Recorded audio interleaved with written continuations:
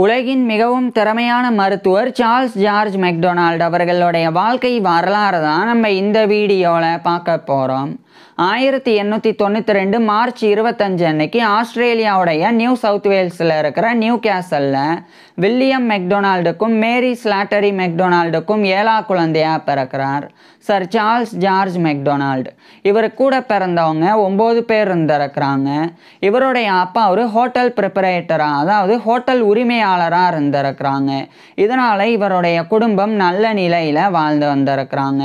Charles George McDonald பிறந்த பிறகு இவருடைய குடும்பம் இவங்க வாழ்ந்து வரக்கூடிய நியூ சவுத் வேல்ஸில் இருக்கிற நியூ கேசல்ல இருந்து அதே நியூ சவுத் வேல்ஸில் இருக்கிற சிங்கிள்டனுக்கு இடம்பெயர்ந்து போயிடுறாங்க.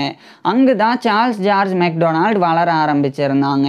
இந்த நிலையில் 1897ஆம் ஆண்டு சார்ல்ஸ் ஜார்ஜ் மெக்டொனால்டுக்கு 5 வயசு இருக்கும்போது இவருடைய அப்பா இவரை படிக்க வைக்கிறதுக்காக அந்த சிங்கிள்டன்லேயே இருக்கக்கூடிய கான்வென்ட் ஸ்கூல் ஆஃப் சிஸ்டர்ஸ் மெர்சியில் இவரை சேர்த்துடுறாங்க.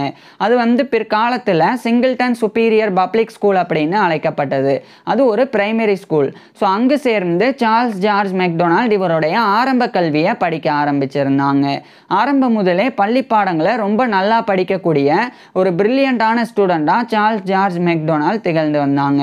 இதே சமயம் அந்த ஒரு சிங்கிள்டன் சுப்பீரியர் பப்ளிக் ஸ்கூலோடைய ஹெட் மாஸ்டர் இவருக்கு லட்டின் லாங்குவேஜையும் ஃப்ரெஞ்சு லாங்குவேஜையும் கற்பித்து வந்தாங்க.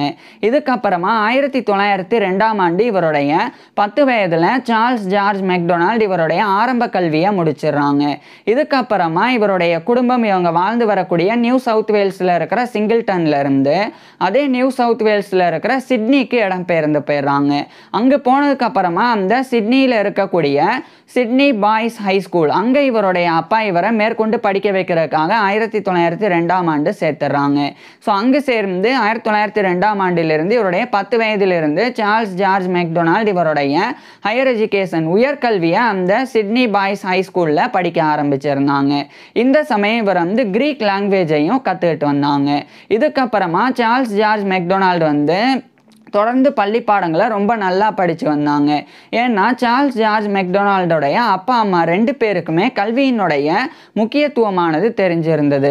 இதன் காரணமாக கல்வி கற்பதனுடைய அவசியத்தை இவருடைய அப்பா அம்மா சார்ல்ஸ் ஜார்ஜ் மெக்டொனால்ட்டை வலியுறுத்தி வந்தாங்க. இதனாலேயே ஸ்போர்ட்ஸில் கூட அந்தளவுக்கு ஆர்வம் காட்டாமல் எஜுகேஷனில் ரொம்ப நல்ல ஆர்வம் காட்டி சார்ல்ஸ் ஜார்ஜ் மெக்டொனால்டு ரொம்ப நல்லா படித்து வந்தாங்க. எந்த அளவுக்கு அப்படின்னா சார்ல்ஸ் ஜார்ஜ் மெக்டொனால்டு இவருடைய சிட்னி பாய்ஸ் ஹை ஸ்கூல்லையே ஒரு பெஸ்ட் ஸ்டூடெண்ட் அப்படின்ற அந்த பேரை பெற்றாங்க. மேலும் நிறைய ஸ்காலர்ஷிப்ஸும் சார்ல்ஸ் ஜார்ஜ் மெக்டொனால்டுக்கு வழங்கப்பட்டது. இந்த நிலையில தான் சார்ல்ஸ் ஜார்ஜ் மெக்டொனால்டு அந்த சிட்னி பாய்ஸ் ஹை ஸ்கூலில் ஒரு முக்கியமான அந்த ஸ்கூலோடைய மேகசினான த ரெக்கார்ட் அப்படின்ற மேகசினை இணைந்து நிறுவுறாங்க. அதாவது ஒரு சில மாணவர்கள் கூட சேர்ந்து அந்த சிட்னி பாய்ஸ் ஹை ஸ்கூலில் த ரெக்கார்ட் அப்படின்ற அந்த ஸ்கூலுக்கு உண்டான ஒரு மேகசினை இவர் சார்ல்ஸ் ஜார்ஜ் மெக்டொனால்டு இவருடைய சில ஃப்ரெண்ட்ஸ் கூட சேர்ந்து நிறுவனாங்க. நிறுவனது மட்டும் இல்லாமல் 1909ஆம் ஆண்டு சார்ல்ஸ் ஜார்ஜ் மெக்டொனால்டு அந்த ஒரு த ரெக்கார்ட் அப்படின்ற மேகசினோடைய எடிட்டராகவும் நியமிக்கப்பட்டாங்க. அது மட்டும் இல்லாமல் இவர் ஒரு சீனியர் ப்ரிஃபெக்டாகவும் நியமிக்கப்பட்டாங்க. இந்த நிலையில் இதே 1909ஆம் ஆண்டு இவருடைய 17 வயதில் சார்ல்ஸ் ஜார்ஜ் மெக்டொனால்டு இவருடைய ஹையர் எஜுகேஷனை அந்த சிட்னி பாய்ஸ் ஹை ஸ்கூல்ல இருந்து முடிச்சிடுறாங்க. முடிச்சதுக்கு அப்புறமா அதே சிட்னி பாய்ஸ் ஹை ஸ்கூல்லையே இவர் ப்ரீ மெட்ரிகுலேஷன் ஸ்டடி பண்ண ஆரம்பிக்கிறாங்க. இது பிஃபோர் காலேஜ் ப்ரிப்பரேட்டரி கோர்ஸ் அப்படின்னு அழைக்கப்படும். அதாவது காலேஜ் ஜாயின் பண்ணி படிக்கிறதுக்கு முன்னாடி படிக்கக்கூடிய ஒரு 1 இயர் கோர்ஸ் தான் இது 6th form education, A class education அப்படின்னு கூட அழைக்கப்படும். ஸோ அதை எடுத்து சார்ல்ஸ் ஜார்ஜ் மெக்டொனால்டு அடுத்த ஓராண்டு படிக்கிறாங்க. பிறகு 1910ஆம் ஆண்டுடைய இறுதி காலகட்டத்தில் சார்ல்ஸ் ஜார்ஜ் மெக்டொனால்டு இவருடைய 18 வயதில் அந்த pre matriculation study before college preparatory course அப்படின்ற 1 இயர் கோர்ஸை அந்த சிட்னி பாய்ஸ் ஹை ஸ்கூல்லேருந்து இவர் கம்ப்ளீட் பண்ணுறாங்க. கம்ப்ளீட் பண்ணும்போது சார்ல்ஸ் ஜார்ஜ் மெக்டொனால்டுக்கு பர்சரி வழங்கப்பட்டிருந்தது. பர்சரி அப்படின்னா உதவித்தொகை, ஸ்காலர்ஷிப்பை குறிக்கும். ஸோ அது குறிப்பாக இவருக்கு லா அண்டு மெடிசன், அதாவது சட்டம் அல்லது மருத்துவம், இந்த 2 படிப்பு படிக்கிறதுல ஏதாவது ஒன்று தேர்ந்தெடுத்து படிக்கிறதுக்கு உண்டான உதவித்தொகை இவருக்கு வழங்கப்பட்டது. சார்ல்ஸ் ஜார்ஜ் மெக்டொனால்டு சட்டம் படிக்கிறதுக்கு பதிலாக மெடிசன் மருத்துவம் படிக்கணும் அப்படின்னு முடிவு செஞ்சிடறாங்க. ஸோ 1911 இந்த காலகட்டத்தில் தான், அதாவது 1910 இறுதி காலகட்டத்தில் இவர் வந்து ப்ரீ மெட்ரிகுலேஷன் ஸ்டடி முடித்தாங்க. இப்போ 1911ஆம் ஆண்டு தான் இவர் வந்து அதே சிட்னியிலே இருக்கக்கூடிய university of Sydney school of medicine, அது வந்து சிட்னி மெடிக்கல் ஸ்கூல் அப்படின்னும் அழைக்கப்படும். ஸோ அங்கே வந்து இவர் 1911ஆம் ஆண்டு ஜாயின் பண்ணுறாங்க. ஜாயின் பண்ணி கரெக்டாக இவருடைய 19 வயதில் சார்ல்ஸ் ஜார்ஜ் மெக்டொனால்டு வந்து ஜாயின் பண்ணுறாங்க. ஜாயின் பண்ணி இவருடைய மருத்துவ கல்வியை படிக்க ஆரம்பிக்கிறாங்க. மருத்துவ கல்வியின் போது இவர் வந்து எம்பி, அதாவது எம்பி அப்படின்னா மெடிசனே பேக்கலோரியஸ் அப்படின்னு லட்டினில் விரிவாக்கம். இதுவே இங்கிலீஷில் வந்து எம்பி அப்படின்றது வந்து பேச்சுலர் ஆஃப் மெடிசன். ஸோ இதை தான் வந்து சார்ல்ஸ் ஜார்ஜ் மெக்டொனால்டு அந்த university of Sydney school of மெடிசனில் படிக்க ஆரம்பிச்சிருந்தாங்க. இவருடைய மருத்துவ கல்வியின் போது மருத்துவ பாடத்திட்டங்களாக மெடிக்கல் கரிக்குலமாக இவர் வந்து அனாட்டமி உடற்கூறியல், ஃபிசியாலஜி உடலியல், பெத்தாலஜி நோயியல், மெட்டீரியா மெடிக்கா மருந்துகளினுடைய பண்புகள் குறித்து படிக்கிறது, சர்ஜரி அறுவை சிகிச்சை, கிளினிக்கல் மெடிசன் மருத்துவம் அப்படின்னு இது போன்ற எல்லா பாடங்களையும் ரொம்ப நல்லா படித்து வந்தாங்க. இந்த நிலையில் 1914ஆம் ஆண்டு ஃபர்ஸ்ட் வேர்ல்டு வார், முதல் உலகப் போரானது தொடங்கிறது. இது ஒரு பக்கம் இருக்கு. இன்னொரு பக்கம் தொடர்ச்சியாக சார்ல்ஸ் ஜார்ஜ் மெக்டொனால்டு வந்து இவருடைய மருத்துவ கல்வியை தொடர்ந்து படித்து வந்தாங்க. மருத்துவ கல்வியை படித்து வந்தது மட்டும் இல்லாமல் அந்த university of Sydney school of மெடிசனுடைய ஒரு மெடிக்கல் ஜேர்னல், அது வந்து சிட்னி யூனிவர்சிட்டி மெடிக்கல் ஜேர்னல் அப்படின்னு அழைக்கப்படும். ஸோ அதில் இவர் ஒரு எடிட்டராகவும் ஜாயின் பண்ணி நிறைய ஒர்க்ஸ் எல்லாம் இவர் வந்து எழுதி பப்ளிஷ் பண்ணவும் ஆரம்பிக்கிறாங்க. இதுக்கப்புறமா 1916ஆம் ஆண்டு இவருடைய 24 வயதில் இவர் வந்து சார்ல்ஸ் ஜார்ஜ் மெக்டொனால்டு இவருடைய எம்பி டிகிரியை முடிச்சிடுறாங்க. அதாவது இந்த மெடிசனே பேக்கலோரியஸ் அப்படின்ற பேச்சுலர் ஆஃப் மெடிசன் இதை சார்ல்ஸ் ஜார்ஜ் மெக்டொனால்டு வந்து அந்த university of Sydney school of மெடிசன்லேருந்து முடிச்சிடுறாங்க. முடிச்சதுக்கப்புறமா இவர் வந்து இப்போ எம்பி முடித்த உடனே இவர் ஒரு மருத்துவராக நோயாளிகளுக்கு சிகிச்சையெல்லாம் கொடுக்க முடியாது.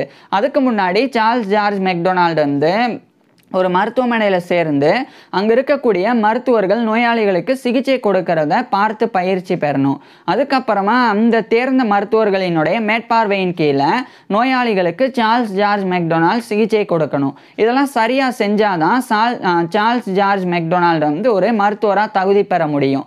இதுக்காக இந்த 1916ஆம் ஆண்டு இவருடைய எம்பி டிகிரியை இவர் பெற்ற உடனே அதே சிட்னியிலே இருக்கக்கூடிய ராயல் பிரின்ஸ் ஆல்ஃபிரட் ஹாஸ்பிட்டல், இது வந்து RPAH அப்படின்னு சாட்டா அழைக்கப்படும், அங்கே வந்து இவர் ஜாயின் பண்ணுறாங்க. இந்த ராயல் பிரின்ஸ் ஆல்ஃபிரட் ஹாஸ்பிட்டல் அப்படின்றது ஒரு டீச்சிங் ஹாஸ்பிட்டல். அதாவது அந்த RPAHல நோயாளிகளுக்கு சிகிச்சை மட்டும் வழங்கப்படாது, அங்கே மருத்துவ மாணவர்களுக்கு மருத்துவ கல்வியும் மருத்துவ பயிற்சியும் கூட வழங்கப்படும். ஸோ அதனால தான் அந்த RPAH அப்படின்ற ஹாஸ்பிட்டல் ஒரு டீச்சிங் ஹாஸ்பிட்டலாக இருக்குது. ஸோ அந்த டீச்சிங் ஹாஸ்பிட்டலில் 1916ஆம் ஆண்டு இவர் ஒரு ஜூனியர் ரெசிடென்ட் மெடிக்கல் ஆஃபீஸராக ஜாயின் பண்ணி அங்கே இவருடைய மெடிக்கல் ட்ரைனிங்கை ஒரு மருத்துவர் ஆகிறதுக்காக பெற தொடங்குறாங்க. இதுக்கப்புறம் 1917ஆம் ஆண்டு இவருடைய மருத்துவ பயிற்சியை முடிச்சிடுறாங்க. இதுக்கப்புறமா அப்படியே அந்த ராயல் பிரின்ஸ் ஆல்ஃபிரட் ஹாஸ்பிட்டலுடைய ஒரு ரெஜிஸ்ட்ராராக இவர் வந்து 1917ஆம் ஆண்டு நியமிக்கப்படுறாங்க. இந்த நிலையில் இந்த முதல் உலகப் போரானது மிகவும் தீவிரம் எடுக்குது.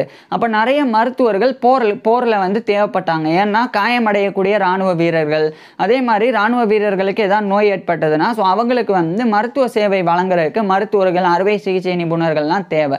ஸோ அதுக்காக நிறைய மருத்துவர்கள் வந்து போரில் வந்து பங்கேற்றாங்க. அதுக்காக ஆஸ்திரேலியாவில் வந்து ஆஸ்திரேலியன் ஆர்மி மெடிக்கல் கோர்ப் அப்படின்னு ஒரு இராணுவ மருத்துவ படைப்பிரிவு இருக்குது. ஸோ அதில் இவர் வந்து 1918ஆம் ஆண்டு ஜூன் 17 அன்னைக்கு இவர் வந்து ஜாயின் பண்ணிடுறாங்க. சார்ல்ஸ் ஜார்ஜ் மெக்டொனால்டு வந்து அதில் ஒரு ஜாயின் பண்ணுறாங்க. ஜாயின் பண்ண உடனே இவர் வந்து அந்த ஆஸ்திரேலியன் ஆர்மி மெடிக்கல் கோர்ப்பில் இருந்து ஆஸ்திரேலியன் இம்பீரியல் ஃபோர்ஸில் அனுப்பப்பட்டு இவர் ஒரு கேப்டனாக நியமிக்கப்படுறாங்க. ஸோ முதல் உலகப் போரில் சார்ல்ஸ் ஜார்ஜ் மெக்டொனால்டு வந்து பணிபுரிய தொடங்குறாங்க. இந்த நிலையில் இதே 1918ஆம் ஆண்டுடைய இறுதி காலகட்டத்தில் முதல் உலகப் போரானது முடிவுக்கு வந்துடுது. என்னதான் 1918ஆம் ஆண்டு முதல் உலகப் போர் முடிவடைஞ்சிருந்தாலும் 1919ஆம் ஆண்டு தான் army, navy, army medical corp, imperial force எல்லாமே வந்து டிமொபைலைஸ் பண்ணப்பட்டது. ஸோ 1919ஆம் ஆண்டு தான் இவரும் சார்ல்ஸ் ஜார்ஜ் மெக்டொனால்டும் அதில் இருந்து வெளிவந்தாங்க. குறிப்பாக 1919 அக்டோபர் 29 கரெக்டாக இவருடைய 27 வயதில் சார்ல்ஸ் ஜார்ஜ் மெக்டொனால்டு வந்து ஆஸ்திரேலியன் இம்பீரியல் ஃபோர்ஸ்லேருந்து வெளிவந்தாங்க. உடனடியாக இவர் வந்து ஆஃபீஸர்ஸ் ரிசர்வில், அதாவது ரிசர்வ் ஆஃபீஸர்ஸில் ஒருத்தராக வந்து நியமிக்கப்பட்டாங்க. இதுக்கப்புறமா இதே 1919 அக்டோபர் 29 அன்னைக்கு இவருடைய 27 வயதில் எல்சி இசபெல் ஹோசி அப்படின்ற ஒரு பெண்ணை இவர் சார்ல்ஸ் ஜார்ஜ் மெக்டொனால்டு வந்து திருமணம் பண்ணிக்கிறாங்க. இந்த எல்சி இசபெல் ஹோசி அப்படின்றவங்க ஒரு பியானிஸ்டாக, அதாவது பியானோ இசைக்கலைஞராக இருந்தாங்க. மேலும் இந்த பெண் வந்து ஒரு ஸ்டெனோகிராஃபராகவும் இருந்தாங்க. அதாவது சுருக்கெழுத்து, பெரிய பேராகிராஃப் வந்து ஷார்டன் பண்ணி எழுதுறது, ஸோ அந்த மாதிரி ஸ்டெனோகிராஃபராகவும் இருந்தாங்க. ஸோ அவங்கள 1919 அக்டோபரில் சார்ல்ஸ் ஜார்ஜ் மெக்டொனால்டு வந்து இவருடைய 27 வயதில் திருமணம் பண்ணியிருந்தாங்க. இவருடைய மனைவிக்கு அப்போ 25 வயது இருந்தது. ஏன்னா அவங்க 1894 பிறந்தவங்களாக இருந்தாங்க. ஸோ திருமணத்துக்கு அப்புறமா சார்ல்ஸ் ஜார்ஜ் மெக்டொனால்டுக்கும் இவருடைய மனைவியான எல்சி இசபெல் ஹோசி மெக்டொனால்டு, இவங்க 2 பேருக்குமே Geoffrey McDonald, John McDonald, Philip McDonald, அதே மாதிரி சார்ல்ஸ் மெக்டொனால்டு அப்படின்னு 4 ஆண் குழந்தைகளும், மாலி மெக்டொனால்டு அப்படின்னு ஒரு பெண் குழந்தையும் அப்படின்னு மொத்தமாக 5 குழந்தைகள் பிறந்தது.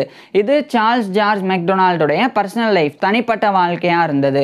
இது ஒரு பக்கம் இருக்க 1920 இவர் வந்து அந்த ராயல் பிரின்ஸ் ஆல்ஃப்ரட் ஹாஸ்பிட்டல் அதனுடைய ரெஜிஸ்ட்ரார் அப்படின்ற பதவியிலிருந்து இவர் ஒரு ஹானனரி அசிஸ்டன்ட் ஃபிசிஷியனாக, ஒரு கௌரவ உதவி மருத்துவராக நியமிக்கப்படுறாங்க. இதுக்கப்புறமா அதே 1920 மெடிக்கல் ஜேர்னல் ஆஃப் ஆஸ்திரேலியா அதனுடைய ஒரு அசிஸ்டன்ட் எடிட்டராகவும் சார்ல்ஸ் ஜார்ஜ் மெக்டொனால்டு வந்து அதே 1920 நியமிக்கப்படுறாங்க. நியமிக்கப்பட்டதுக்கு அப்புறமா சார்ல்ஸ் ஜார்ஜ் மெக்டொனால்டு வந்து ஒரு அசிஸ்டன்ட் எடிட்டராக அந்த மெடிக்கல் ஜேர்னல் ஆஃப் ஆஸ்திரேலியாவில் செஸ்ட் சம்பந்தமாக, அதாவது இருதய சுற்றி இருக்கக்கூடிய பகுதி, இங்கே ஏற்படக்கூடிய பிரச்சனைகள், நோய்கள், அது குறித்தெல்லாம் சார்ல்ஸ் ஜார்ஜ் மெக்டொனால்டு வந்து இவருடைய ரிசர்ச் பேப்பர்ஸாக எழுதி அந்த மெடிக்கல் ஜேர்னல் ஆஃப் ஆஸ்திரேலியாவில் பப்ளிஷ் பண்ணுறாங்க ஒரு அசிஸ்டன்ட் எடிட்டராக. அது மட்டும் இல்லாமல் 30க்கும் மேற்பட்ட எடிட்டோரியல்ஸையும் சார்ல்ஸ் ஜார்ஜ் மெக்டொனால்டு வந்து பப்ளிஷ் பண்ண தொடங்குறாங்க. இந்த நிலையில் இவர் வந்து டிபர்குலோசிஸ் சம்மந்தமான ஆய்வுகளையும் ஈடுபட்டாங்க. டிபர்குலோசிஸ் அப்படின்றது டிபி நோயை தான் குறிக்கும். டிபி அப்படின்னா மைக்கோபாக்டீரியம் டிபர்குலோசிஸ் அப்படின்ற பாக்டீரியா மூலமாக ஏற்படக்கூடிய ஒரு தொற்று நோய். இது வந்து இன்ஃபெக்ஷியஸ் டிசீஸ். இது வந்து குறிப்பாக வந்து நுரையீரல், 90% பேருக்கு நுரையீரலை தான் பாதிக்கும். நுரையீரல் பாதிக்கிறதன் மூலமாக அந்த நோய் வந்து ரொம்ப தீவிரம் எடுத்து உயிரிழப்பை வந்து ஏற்படுத்தக்கூடிய அளவில் ரொம்ப கொடுமையான ஒரு நோயா, ஒரு கொடிய நோயா அந்த காலகட்டத்தில் இருந்தது. அப்போ அந்த டிபர்குலோசிஸ் சமாளிக்கிறது எப்படி, அந்த டிபர்குலோசிஸ் ஏற்படாமல் தடுக்கிறது எப்படி, ஸோ அந்த ரிசர்ச்சில் சார்ல்ஸ் ஜார்ஜ் மெக்டொனால்டு வந்து ஈடுபட்டு வந்தாங்க. இதுக்கப்புறம் 1922 சார்ல்ஸ் ஜார்ஜ் மெக்டொனால்டு வந்து அந்த மெடிக்கல் ஜேர்னல் ஆஃப் ஆஸ்திரேலியா அதனுடைய அசிஸ்டன்ட் எடிட்டர் பதவியிலிருந்து விலகுறாங்க. ஆனால் தொடர்ச்சியாக ராயல் பிரின்ஸ் ஆல்ஃப்ரட் ஹாஸ்பிட்டலோடைய ஆர்டினரி அசிஸ்டன்ட் ஃபிசிஷியன் அப்படின்ற பதவியில் தொடர்ந்து இவர் வந்து இருந்தாங்க. இந்த நிலையில் இவர் வந்து ஜிஇ ரென்னி அப்படின்னு ஒரு மருத்துவர், அதுக்கப்புறமா ஏஇ மில்ஸ் அப்படின்னு இன்னொரு மருத்துவர், அதே மாதிரி எஸ்ஏ ஸ்மித் அப்படின்னு இன்னொரு மருத்துவர். ஸோ இந்த மாதிரியான மருத்துவர்கள் மூலமாக மருத்துவத்தில் பல விஷயங்களை இன்னமும் கூடுதலாக சார்ல்ஸ் ஜார்ஜ் மெக்டொனால்டு வந்து கற்றுக்கிட்டாங்க. அதுக்கப்புறம் 1924 ஆண்டிலிருந்து அந்த ராயல் பிரின்ஸ் ஆல்ஃப்ரட் ஹாஸ்பிட்டலில் இவர் வந்து இரவு நேரத்தில் ரவுண்ட்ஸ் போகிறது, ஸோ அந்த ஒரு பதவியை பெறாங்க. அதுக்கப்புறம் தொடர்ச்சியாக சார்ல்ஸ் ஜார்ஜ் மெக்டொனால்டு வந்து அந்த ஒரு ராயல் பிரின்ஸ் ஆல்ஃப்ரட் ஹாஸ்பிட்டலோடைய ஒரு டியூட்டராகவும் கற்பிப்பாளராகவும் நியமிக்கப்படுறாங்க. ஸோ அது ஒரு டீச்சிங் ஹாஸ்பிட்டல்னால அங்கே வந்து மருத்துவ மாணவர்கள் மருத்துவ கல்வியும் மருத்துவ பயிற்சியும் பெறும்போது இவர் ஒரு டியூட்டராக அவங்களுக்கு மருத்துவத்தை கற்பித்து வந்தாங்க. இதுக்கப்புறமா சார்ல்ஸ் ஜார்ஜ் மெக்டொனால்டு வந்து மாஸ்டர் ஆஃப் சர்ஜரி படிக்க ஆரம்பிக்கிறாங்க. இது வந்து சிஹெச்எம் அப்படின்னு லட்டினில் அழைக்கப்படும். சிஹெச்எம் அப்படின்னா மெஜிஸ்டர் சிருஜி அப்படின்னு லட்டினில், இது இங்கிலீஷில் வந்து எம்எஸ் மாஸ்டர் ஆஃப் சர்ஜரி. இதை இவர் வந்து அதே சிட்னியில் இருக்கிற university of Sydney school of மெடிசன்லேயே சார்ல்ஸ் ஜார்ஜ் மெக்டொனால்டு வந்து பண்ண ஆரம்பிக்கிறாங்க. பிறகு 1928 இவருடைய 36 வயதில் சார்ல்ஸ் ஜார்ஜ் மெக்டொனால்டு வந்து அந்த ஒரு எம்எஸ், அதாவது சிஹெச்எம் அப்படின்ற மெஜிஸ்டர் சிருஜி அப்படின்ற மாஸ்டர் ஆஃப் சர்ஜரி அந்த டிகிரி 1928 சார்ல்ஸ் ஜார்ஜ் மெக்டொனால்டு வந்து பெற்றுறாங்க.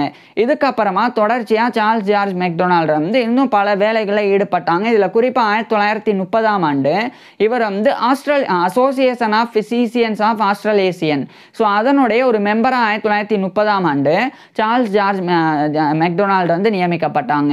இந்த association of physicians physicians of Australasia அப்படின்றது ஆஸ்திரேலியா நியூசிலாந்து இந்த 2 நாடுகளில் இருக்கக்கூடிய மருத்துவர்களுக்கு உண்டான ஒரு அசோசியேஷன். ஸோ அதில் இவர் ஒரு மெம்பராக 1930ஆம் ஆண்டு ஜாயின் பண்ணுறாங்க.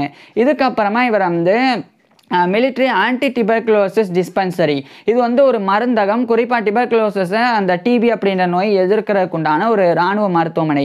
ஸோ அங்குமே வந்து சார்ல்ஸ் ஜார்ஜ் மெக்டொனால்டு வந்து ஒரு முக்கிய பணியை வகிக்க தொடங்குறாங்க. அதுலேயும் குறிப்பாக ஒரு அட்வைசராக இவர் வந்து இருந்தாங்க. டிபர்குலோசிஸை போக்குறதுக்கு உண்டான ஒரு ஆனரி அட்வைசர், ஒரு கௌரவ ஆலோசகராக இவர் இருந்தாங்க. இதுக்கப்புறம் 1933ஆம் ஆண்டு ராயல் பிரின்ஸ் ஆல்ஃபிரட் ஹாஸ்பிட்டல் அதனுடைய ஆனரி அசிஸ்டன்ட் பிசிசியன் அப்படின்ற பதவியிலிருந்து இவர் ஒரு ஆனரி பிசிசியனாக வந்து பதவி உயர்வை பெறாங்க.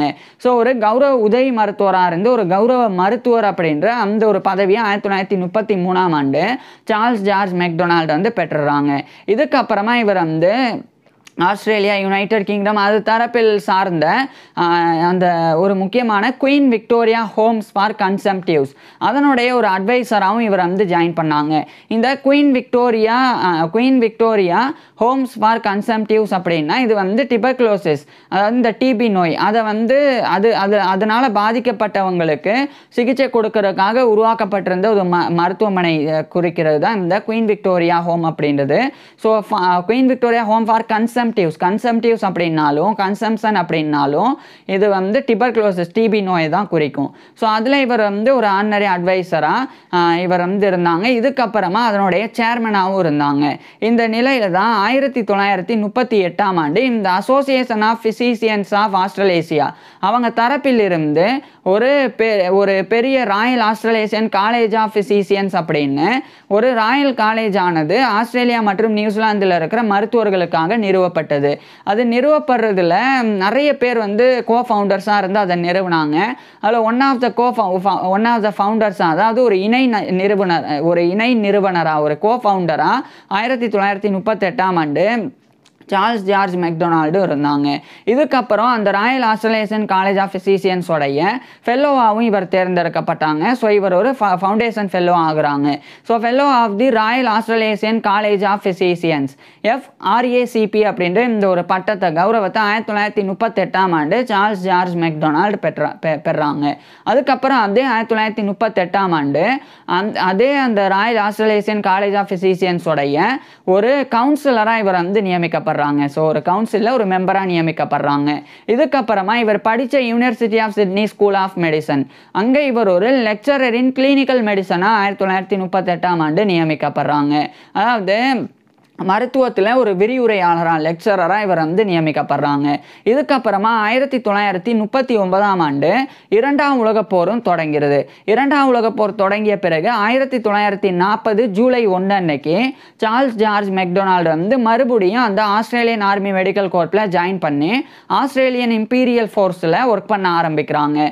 இந்த முறை இவர் ஒரு லெப்டினன்ட் கர்னலாக வந்து நியமிக்கப்படுறாங்க. ஸோ ஏற்கனவே முதல் உலகப் போரில் கேப்டனாக நியமிக்கப்பட்டாங்க. இப்போ 2ஆம் உலகப் போரில் ஒரு லெப்டினன்ட் கர்னலாக இவர் வந்து நியமிக்கப்படுறாங்க.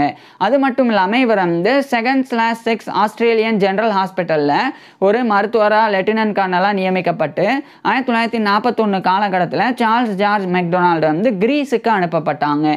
அதுக்கப்புறம் கிரீத்துக்கு அனுப்பப்பட்டாங்க. அதேமாதிரி பாலஸ்டைனுக்கும் இவர் வந்து அனுப்பப்பட்டாங்க. அதுக்கப்புறமா சார்ல்ஸ் ஜார்ஜ் மெக்டொனால்டு வந்து இன்னும் சில நாடுகளுக்கும் பயணம் பண்ணாங்க. குறிப்பாக காசா போன்ற இடங்களுக்கும் சார்ல்ஸ் ஜார்ஜ் மெக்டொனால்டு வந்து போனாங்க.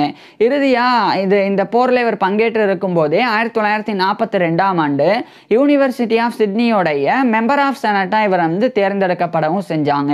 இதுக்கப்புறம் 1943 பிப்ரவரி 27 அன்னைக்கு இவர் வந்து மறுபடியும் ஆஸ்திரேலியாவுடைய நியூ சவுத் வேல்ஸில் இருக்கிற சிட்னிக்கே கிளம்பி போயிடுறாங்க. அங்கே போனதுக்கப்புறம் அதே 1943 ஜூன் 7 அன்னைக்கு சார்ல்ஸ் ஜார்ஜ் மெக்டொனால்டு வந்து ஆஃபீஸர்ஸ் ரிசர்வில் மறுபடியும் பெயரிடப்பட்டு இவர் வந்து போரிலிருந்து வெளியேறினாங்க. இதுக்கப்புறம் 1944ஆம் ஆண்டு அந்த ஒரு ராயல் பிரின்ஸ் ஆல்ஃபிரட் ஹாஸ்பிட்டல் அதனுடைய ஒரு ஆர்டினரி செக்ரட்டரியாக ஒரு செயலாளராக 1944ஆம் ஆண்டு இவர் வந்து நியமிக்கப்படுறாங்க. அடுத்து 1945ஆம் ஆண்டு இரண்டாம் உலகப்போர் முடிவடையுது. இரண்டாம் உலகப்போர் முடிவடைஞ்சதுக்கப்புறமா சார்ல்ஸ் ஜார்ஜ் மெக்டொனால்ட் வந்து டிஸ்பேச்சஸில் மென்ஷன் பண்ணப்பட்டாங்க. அதாவது சில மருத்துவர்கள் சில இராணுவ வீரர்கள் தான் போரில் பணிபுரியும் போது ரொம்ப எஃபெக்டிவாக பணிபுரிஞ்சிருப்பாங்க. ஸோ அவங்கள பாராட்டும் விதமாக அவங்க வந்து குறிப்பிடப்படுவாங்க, மென்ஷன் பண்ணப்படுவாங்க போர்லாம் முடிஞ்சதுக்கப்புறம். ஸோ அது மாதிரி 1945ஆம் ஆண்டு சார்ல்ஸ் ஜார்ஜ் மெக்டொனால்ட் வந்து டிஸ்பேச்சஸில் மென்ஷன் பண்ணப்பட்டாங்க. இதுக்கப்புறம் 1946ஆம் ஆண்டு அந்த ஆஸ்திரேலியாவுடைய நியூ சவுத் வேல்ஸ் அதனுடைய medical board, New South Wales medical board அதனுடைய ஒரு மெம்பராக 1946ஆம் ஆண்டு சார்ல்ஸ் ஜார்ஜ் மெக்டொனால்ட் வந்து நியமிக்கப்படுறாங்க. கூடுதலாக சார்ல்ஸ் ஜார்ஜ் மெக்டொனால்ட் வந்து இது மாதிரி பல்வேறு பொறுப்புகளில் அடுத்தடுத்து நியமிக்கப்பட்டாங்க. இந்த நிலையில் 1948ஆம் ஆண்டு ராயல் பிரின்ஸ் ஆல்ஃபிரட் ஹாஸ்பிட்டல் அதனுடைய அந்த ஒரு செக்ரட்டரி அப்படின்ற பொறுப்பில் இருந்து இவர் வந்து ஒரு வைஸ் பிரசிடெண்ட்டாக வந்து நியமிக்கப்படுறாங்க 1948ஆம் ஆண்டு. அதுக்கப்புறம் 2 ஆண்டுகள் வந்து அந்த ராயல் பிரின்ஸ் ஆல்ஃபிரட் ஹாஸ்பிட்டலுடைய வைஸ் பிரசிடெண்ட்டாக இவர் வந்து இருந்தாங்க. அடுத்து அதே 1950ஆம் ஆண்டு ராயல் பிரின்ஸ் ஆல்ஃபிரட் ஹாஸ்பிட்டலுடைய சென்சார் இன் சீஃபாக இவர் வந்து நியமிக்கப்பட்டாங்க. இதுக்கப்புறமா இதே காலகட்டத்தில் இவர் சார்ல்ஸ் ஜார்ஜ் மெக்டொனால்ட் வந்து இன்னும் பல கௌரவங்களை பெற்றாங்க. குறிப்பாக 1951ஆம் ஆண்டு இவர் வந்து சிபிஇ கௌரவத்தை பெற்றாங்க. சிபிஇ அப்படின்னா knight commander of the order of the British Empire, commander of the order of the British Empire CBE அதை 1951ஆம் ஆண்டு சார்ல்ஸ் ஜார்ஜ் மெக்டொனால்ட் வந்து பெற்றாங்க. அதுக்கப்புறம் 1952ஆம் ஆண்டு சார்ல்ஸ் ஜார்ஜ் மெக்டொனால்ட் வந்து இவர் ஏற்கனவே பணிபுரியக்கூடிய அந்த ஒரு பொறுப்பு, அதாவது லெக்சரர் இன் கிளினிக்கல் மெடிசன் அந்த பதவியிலிருந்து university of Sydney school of மெடிசன்ல இருந்து 14 ஆண்டுகளுக்கு பிறகு 1952 இவர் வந்து விலகுறாங்க. ஏன்னா 1938 இந்த பணியில் சேர்ந்தாங்க, 1952 வரைக்கும் இருந்தாங்க. அதுக்கப்புறம் அதே யூனிவர்சிட்டி ஆஃப் சிட்னியோடைய ஒரு டெபுட்டி சான்சலராக 1953ஆம் ஆண்டு சார்ல்ஸ் ஜார்ஜ் மெக்டொனால்ட் வந்து நியமிக்கப்பட்டாங்க.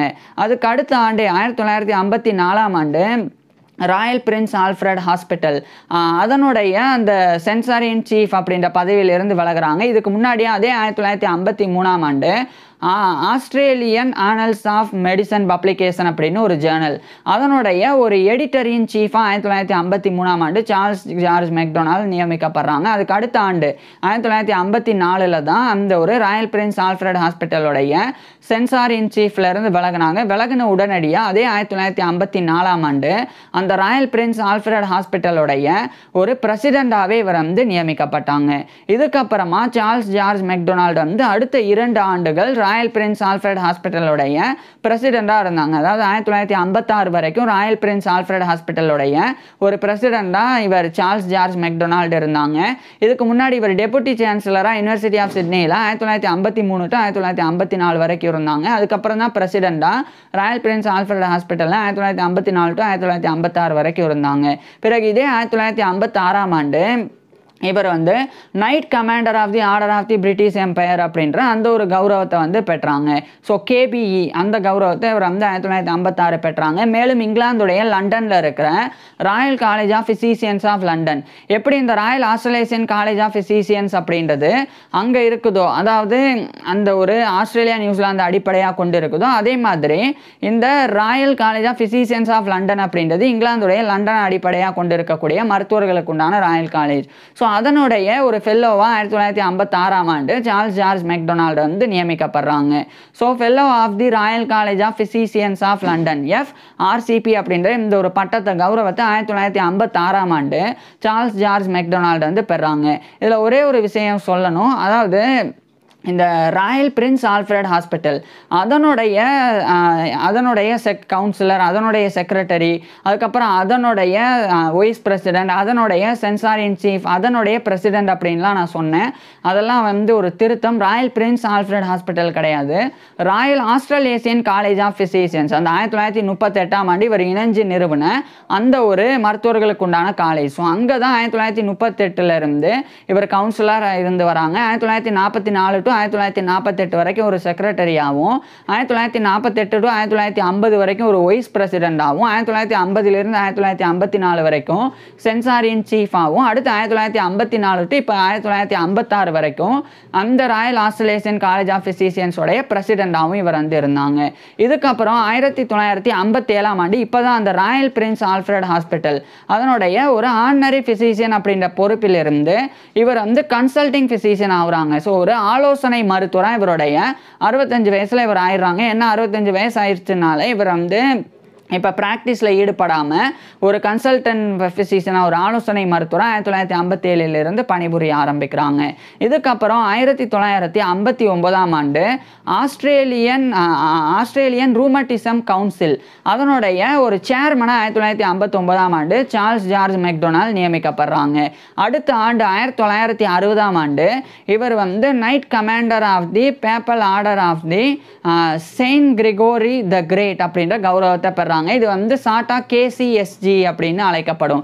ஸோ இந்த கௌரவத்தை 1960 ஆண்டு சார்ல்ஸ் ஜார்ஜ் மெக்டொனால்ட் வந்து பெறாங்க. அதுக்கப்புறம் 1961 காலகட்டத்திலையும் இதே போன்ற பல கௌரவங்கள் பெற்றாங்க. அதுக்கப்புறம் 1962 ஆண்டு இவர் வந்து நைட் பண்ணப்பட்டாங்க, நைட் பேச்சுலராக, அதாவது இவருக்கு சர்பட்டம் வழங்கப்பட்டது.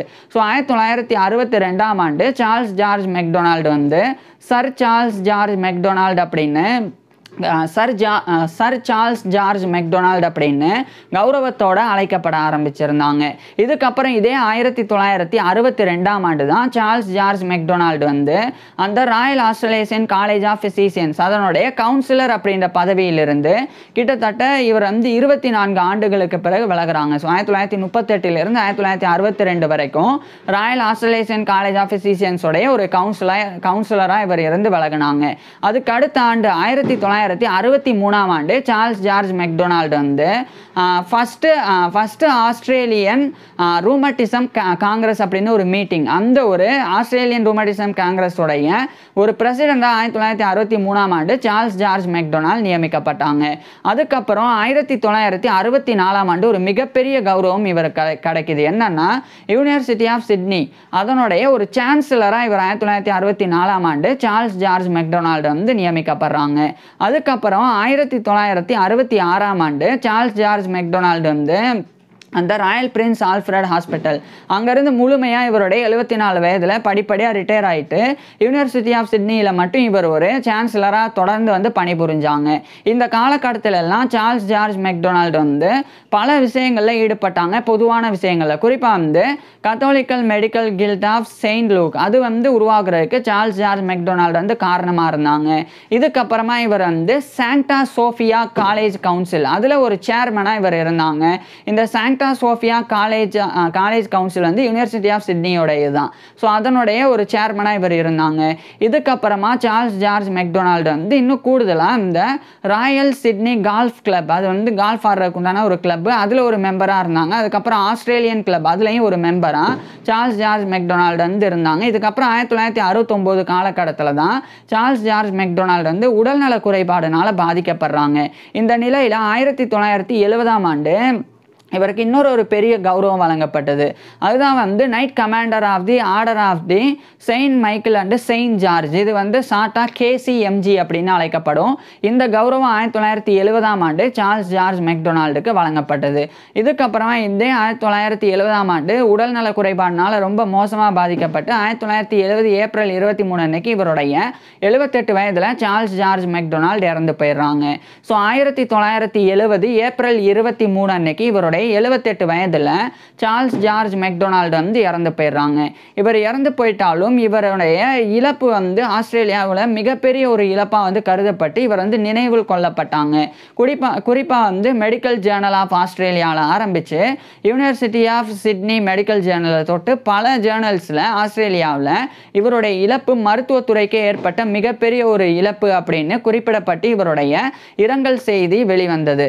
அது மட்டும் இல்லாமல் சார்ல்ஸ் இவருடைய அதாவது சார்ல்ஸ் ஜார்ஜ் மெக்டொனால்டு. இவருடைய பர்சனல் லைஃப்பை பொறுத்த வரைக்கும் இவருடைய மனைவியான எல்சி இசபெல் ஹோசி மெக்டொனால்டு அவங்க, அதுக்கப்புறம் இவருடைய மகன்கள் ஜெஃப்ரே மெக்டொனால்டு, ஜான் மெக்டொனால்டு, அதே மாதிரி பிலிப் மெக்டொனால்டு, சார்ல்ஸ் மெக்டொனால்டு, இவருடைய மகளான மாலி மெக்டொனால்டு, இவங்கெல்லாம் இவருடைய இறப்பின் பிறகு இருந்தாங்க. இது இவருடைய பர்சனல் லைஃப். இன்னொரு பக்கம் சார்ல்ஸ் ஜார்ஜ் மெக்டொனால்டு வந்து மருத்துவத்திற்கு ஆற்றின பங்களிப்புக்கு இன்னொரு கௌரவம் இவர் இறந்த பிறகு கிடைச்சது.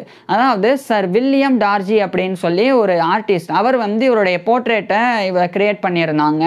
அந்த ஒரு போர்ட்ரேட் ஆனது royal Australian college of physicians அங்கேயும் யூனிவர்சிட்டி ஆஃப் சிட்னி அங்கே இந்த 2 இடங்கள்ல இன்னைக்கு வரைக்குமே வைக்கப்பட்டிருக்கு சார்ல்ஸ் ஜார்ஜ் மெக்டொனால்டுடைய போர்ட்ரேட். ஸோ அந்த அளவுக்கு இவர் கௌரவிக்கப்படுறதுக்கு காரணம் இவர் வந்து டிபர்குலோசிஸ் டிபர்குலோசிஸ் அப்படின்ற டிபி நோயை எப்படி தடுக்கிறது, ஒருவேளை அது அந்த தடுக்க தவறினா, ப்ரிவென்ட் பண்ணுறதுக்கு தவறினா அதை எப்படி ட்ரீட் பண்ணுறது, அதாவது எப்படி ட்ரீட்மெண்ட் கொடுக்குறது, டிபி வந்தவங்களுக்கு எப்படி சிகிச்சை கொடுக்குறது. ஸோ இதை பற்றி இவர் பண்ண ஆய்வுகள், அது சம்மந்தமாக இவர் வெளியிட்ட வெளியீடுகள், அது மட்டும் இல்லாமல் இவர் வந்து ஆற்றின பங்களிப்பு நிர்வாக ரீதியாகவும், அது அட்மினிஸ்ட்ரேஷன் டியூட்டிஸில் பல இடங்களில் பிரசிடெண்டாக, சேர்மனாக, சான்சலராக இருந்தது. ஏன்னா இவர் இறக்கும் வரையே யூனிவர்சிட்டி ஆஃப் சிட்னியோடைய சான்சலராக இவர் வந்து இருந்தாங்க. ஸோ அந்த பொறுப்பு அட்மினிஸ்ட்ரேஷன் டியூட்டி, அதுக்கப்புறம் எஜுகேஷனில் இவர் ஆற்றின பங்களிப்பு, ரிசர்ச்சில் மெடிக்கல் ரிசர்ச்சில் இவர் ஆற்றின பங்களிப்பு. ஸோ இது எல்லாத்துக்காகவும் தான் இன்னைக்கு வரைக்குமே சார்ல்ஸ் ஜார்ஜ் மெக்டொனால்டு வந்து அறியப்பட்டு வராங்க. ஸோ இப்பேற்பட்ட சார்ல்ஸ் ஜார்ஜ் மெக்டொனால்டு பற்றி நீங்கள் என்ன நினைக்கிறீங்க அப்படின்றத கீழே கமெண்ட்ஸில் சொல்லுங்கள். உங்களுக்கு எந்த மாதிரியான டாபிக்ஸில் எந்த மாதிரியான வீடியோஸ் வேணும் அப்படின்றதையும் கீழே கமெண்ட்ஸில் சொல்லுங்கள். தேங்க்யூ.